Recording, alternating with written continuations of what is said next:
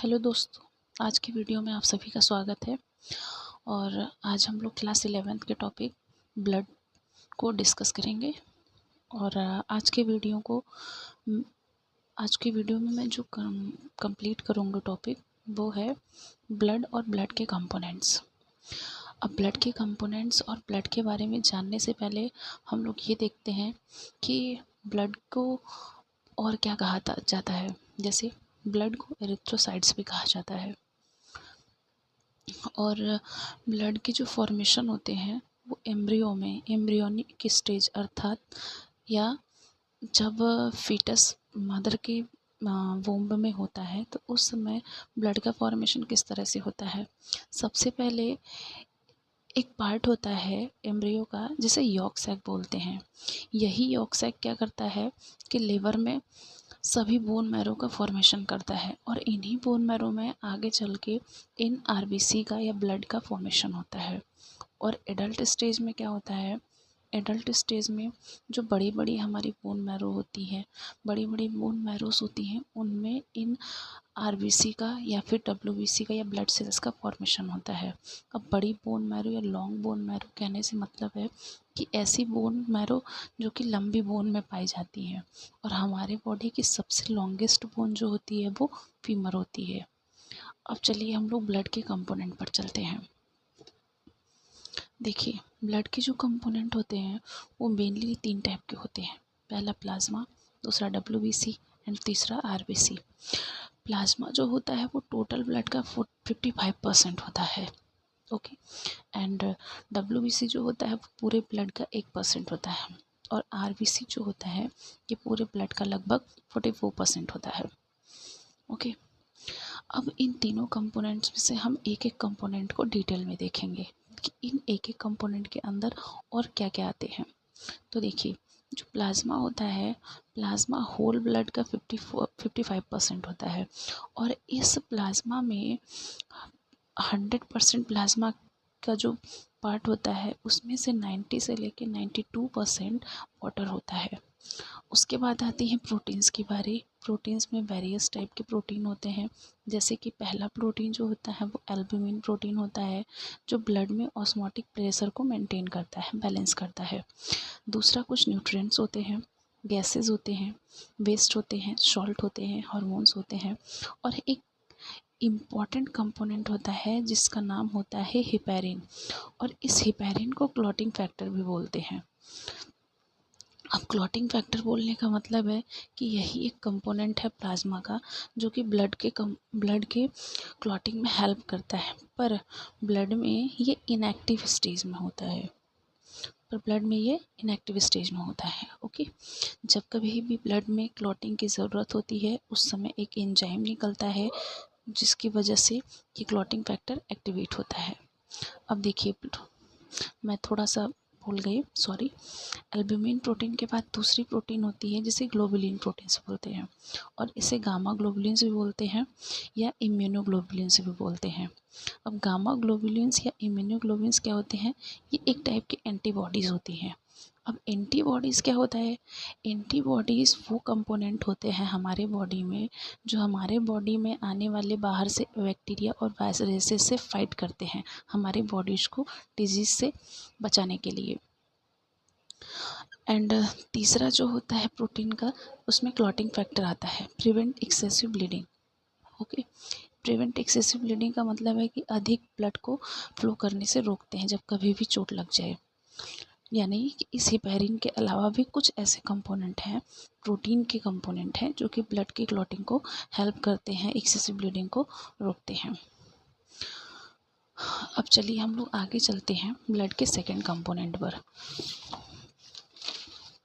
Blood के जो second component है वो देखिए, ब्लड के जो सेकेंड कंपोनेंट है उसे हम लोग आरबीसी बोलते हैं। जैसा कि मैंने वीडियो में पहले ही आपको बताया कि आरबीसी का दूसरा नाम जो होता है वो एरिथ्रोसाइट होता है। और आरबीसी के फॉर्मेशन को एरिथ्रोपोएसिस बोलते हैं। ओके। आरबीसी के फॉर्मेशन को क्या बोलते हैं, एरिथ्रोपोएसिस। इस बात को याद रखिएगा, it is important. And next further हम लोग देखते हैं कि जो ब्लड फॉर्मेशन होता है बोन मैरो के अंदर, तो ये बोन मैरो एक्चुअली में प्रेजेंट कहाँ होता है? तो देखिए, एक ये बोन का स्ट्रक्चर है। ओके, ये एक बोन का स्ट्रक्चर है। बोन के पोस्टीरियर और एंटीरियर और पोस्टीरियर साइड में जो पार्ट होते हैं उन्हें हम वहाँ पर रेड बोन मैरो होती है। देखिए, यहाँ पर और यहाँ पर रेड बोन मैरो होती है, और ये जो बिल्कुल मिडिल वाला पोर्शन होता है बोन के, वहाँ पर वाइट बोन मैरो होता है, सॉरी येलो बोन मैरो होता है। अब ये जो रेड बोन मैरो होती हैं, इस रेड बोन मैरो के अंदर स्पॉन्जी टिश्यू या स्पॉन्जी टाइप के स्ट्रक्चर होते हैं जो कि आरबीसी का फॉर्मेशन करते हैं। एंड जो बीच वाला पोर्शन है बोन मैरो का, जिसे हम लोग मिडिल पोर्शन बोल रहे हैं, यहाँ पर डब्ल्यूबीसी और प्लेटलेट का फॉर्मेशन होता है। ओके, अब नेक्स्ट आगे चलते हैं। देखिए, यहाँ पर दूसरा जो पॉइंट है हमारा वो है डेवलपमेंट ऑफ आरबीसी।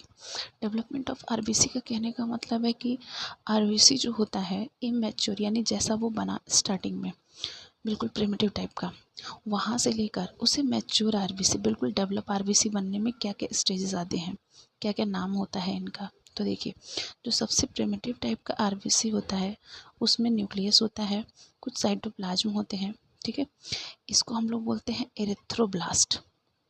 इसको हम लोग क्या बोलते हैं? एरिथ्रोब्लास्ट। और इसको प्रिकर्सर सेल भी बोलते हैं। अब प्रिकर्सर सेल का मतलब होता है कि जो ऐसी सेल जो किसी प्रोसेस को इनिशिएट करे।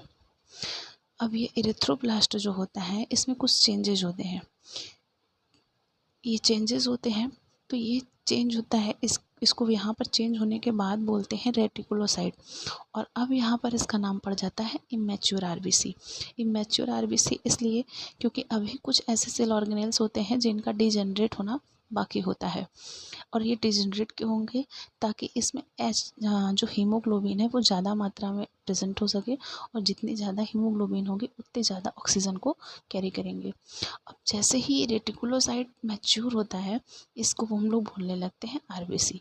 अब देखिए, थर्ड स्टेप में क्या है, यहाँ से न्यूक्लियस डिसअपीयर हो गया है और पूरे के पूरे आरबीसी में हीमोग्लोबिन भर गया है, और इस हीमोग्लोबिन का स्ट्रक्चर कुछ चेंज हो गया है। इसको बोलते हैं by concave structure. By concave structure. Okay, तो ये होता है डेवलपमेंट ऑफ आरबीसी। ओके, अब देखिए, सेकंड नेक्स्ट पॉइंट जो है वो है लाइफ स्पॉन। किसका लाइफ स्पॉन? आरबीसी का। आरबीसी का जो लाइफ स्पॉन होता है वो 120 डेज होता है। और ग्रेवयार्ड ऑफ आरबीसी किसको बोलते हैं? स्प्लेन को बोलते हैं। ग्रेवयार्ड ऑफ आरबीसी स्प्लेन को बोलते हैं। अब देखिए, नेक्स्ट पॉइंट पर हम लोग आते हैं, total number of RBC. Total number of RBC males में 5 से लेके 5.5 मिलियन पर मिलीमीटर क्यूब होता है, और फीमेल्स में जो होता है वो 4.5 मिलियन पर मिलीमीटर क्यूब होता है। और एक इम्पॉर्टेंट पॉइंट, अगर किसी की बॉडी में आरबीसी का नंबर डिक्रीज हो रहा है, आरबीसी का नंबर डिक्रीज हो रहा है, तो उसे हम लोग उस कंडीशन को बोलते हैं एनीमिया। एंड सेकेंड पॉइंट, जब किसी की बॉडी में आरबीसी का नंबर इंक्रीज होता है उसे हम लोग बोलते हैं पॉलीसाइथीमिया। ओके, तो आज की वीडियो में हम लोग इतना देखते हैं, बाकी ब्लड के कंपोनेंट को हम लोग नेक्स्ट वीडियो में देखेंगे। अगर आपको वीडियो अच्छी लगी हो तो लाइक करिएगा, शेयर करिएगा एंड सब्सक्राइब करिएगा।